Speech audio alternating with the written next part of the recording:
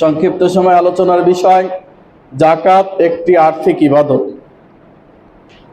আল্লাহ সুবহানাহু ওয়া তাআলা সূরা জারিয়াত 51 নম্বর সূরার 19 নম্বর আয়াতে ঘোষণা করেছেন, অফি আমওয়ালিহিম হাক্কুন লিসাইলি ওয়াল মাহরুম।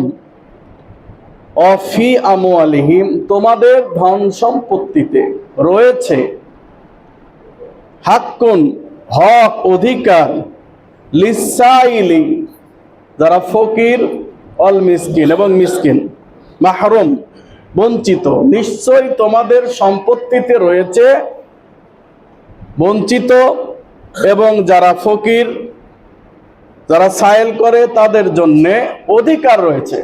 এখানে বলা হয় নাই যে তোমাদের দয়া রয়েছে, অনুগ্রহ রয়েছে, তোমরা দয়া করে মায়া করে এদেরকে তোমাদের সম্পদ থেকে এই নির্দিষ্ট অংশটা দিবে না। এটা কারো দয়া নয়, মায়া নয়, বরং এটা অধিকার।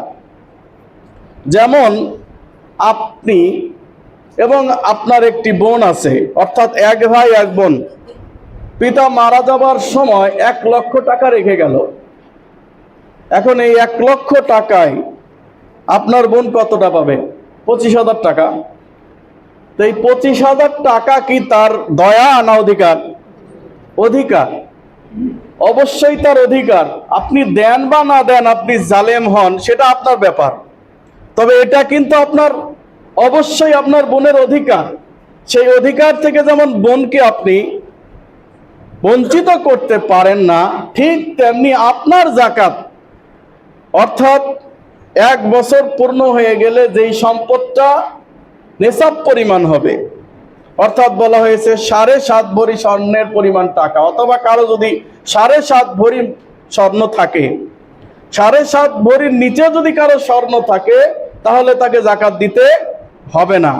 কিন্তু 7.5 ভরির উপরে কারো যদি স্বর্ণ থাকে তাহলে তাকে 2.5% হিসাবে যাকাত দিতে হবে। তো এখন মনে করেন স্বর্ণের দাম যদি 7.5 ভরি স্বর্ণের যে মূল্য হয় বর্তমান বাজার মূল্য, সেই বাজার মূল্যের আপনি 2.5% অর্থাৎ শতকরা কি 100 টাকায় কয় টাকা? 2.5 টাকা আপনাকে দিতে হবে। এটা আপনাকে দিতেই হবে। আপনি সাধারণত ভাবে বিভিন্ন জায়গায় দান করেন, 100, 500, 1000, লক্ষ, কোটি টাকা দান করেন, সেটা সম্পূর্ণই ভিন্ন ব্যাপার। ওটা যদি আপনি দান নাও করেন, কিয়ামতের মাঠে এর জন্য জবাবদিহি হতে হবে না। তবে দান করলে আপনি অনেক সওয়াব পাবেন, এতে সন্দেহ নাই। কিন্তু এই যাকাত এটা আপনার মালই নয়, এটাকে অবশ্যই আপনি বের করে সুষ্ঠুভাবে যাকাত দিয়ে দিতে হবে। সুতরাং আল্লাহ সুবহানাহু ওয়া তাআলা বলেছেন সূরা তওবা 9 নম্বর সূরার 60 নম্বর আয়াতে, নিশ্চয়ই এই যাকাত তোমাদের ফরজ করা হয়েছে যেই 8টি খাতে আল্লাহ সুবহানাহু ওয়া তাআলা বলেছেন। তার মধ্যে বিশেষ করে 2টি খাত হচ্ছে ফকির এবং মিসকিন। এজন্য অফি আমওয়ালিহিম, তোমাদের ধন সম্পত্তিতে, তোমাদের অর্থ সম্পদে রয়েছে মাহরুম যারা বঞ্চিত, এবং লিসাইল এবং যারা সাইল করে ফকির, এদের তোমাদের সম্পত্তিতে অংশ রয়েছে। সেই অংশটাকে তোমরা অবশ্যই বের করে দিবে। রাসূলুল্লাহ সাল্লাল্লাহু আলাইহি ওয়াসাল্লাম বলেছেন, বুখারী মুসলিমের হাদিস, বুনিয়াল ইসলামু আলা খামস, ইসলাম 5টা স্তম্ভের উপর দাঁড়িয়ে আছে। কয়টা স্তম্ভ? ইসলাম 5টা স্তম্ভের উপর দাঁড়িয়ে আছে।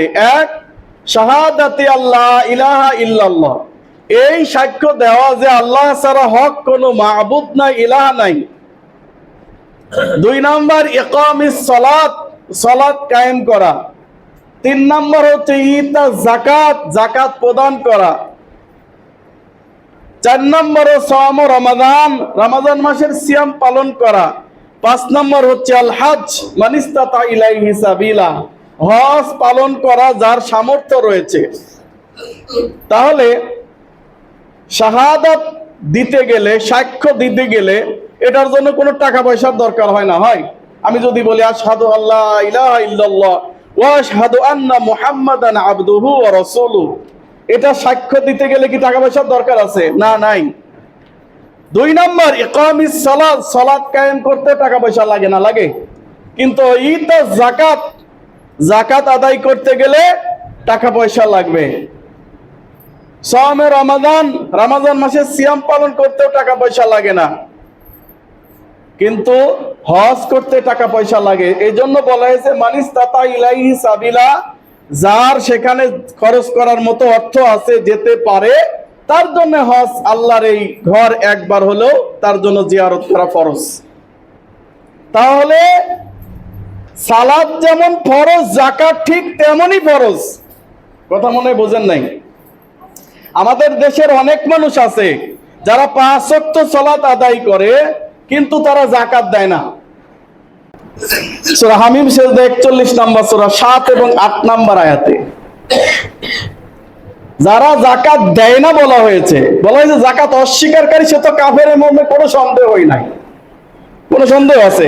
যারা ইসলামের এই 5টা স্তম্ভের একটা স্তম্ভকে অস্বীকার করে, সে কি মুসলমান না কাফের? কাফের, এ ব্যাপারে কারো সন্দেহ নাই। কিন্তু যে যাকাত দেয় না, অর্থাৎ যাকাতের মালে নেসাব আছে তার, কিন্তু তারপরেও যাকাত দেয় না, সে মুসলমান না কাফের? আমি আমার নিজস্ব ফতোয়া দেব না, আমার আল্লাহ যে ফতোয়া দিয়েছেন আমি সেটাই দেব। আল্লাহ বলেন ওয়াইলুল লিল মুশরিকিন আল্লাযীনা লা ইউতুনাজ যাকাত। আল্লাহ বলছেন মুশরিকদের জন্য দুর্ভোগ। কাদের জন্য? মুশরিকদের জন্য দুর্ভোগ, মুশরিকদের জন্য আফসোস।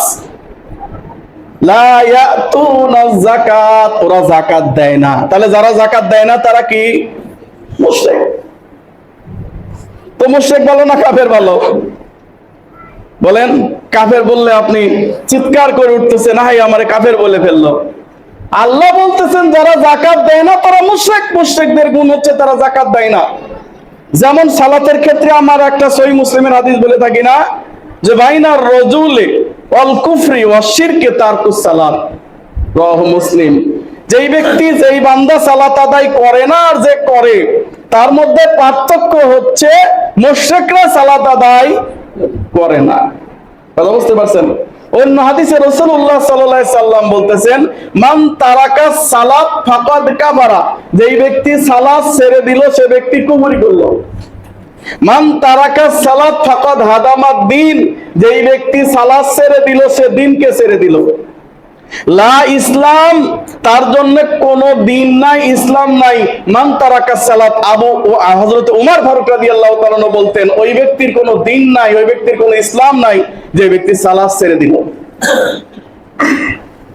সুতরাং সালাত যেভাবে পরিত্যাগ করলে সে মুসলমান থাকে না, ঠিক তেমনি যাকাত পরিত্যাগ করলেও সে মুসলমান থাকে না। এটা আমরা হয়তো অনেকে জানি না। তাহলে আমরা এই আয়াত দ্বারা কি বুঝলাম? হামিম সেজদা 41 নম্বর সূরা 7 এবং 8 নম্বর আয়াত, ওয়াইলুল লিল মুশরিকিন, মুশরিকদের জন্য দুর্ভোগ, আফসোস, আল্লাযীনা লা ইউতুনা যাকাত, তারা যাকাত প্রদান করে না। শুধু তাই না, এরপর আল্লাহ বলছেন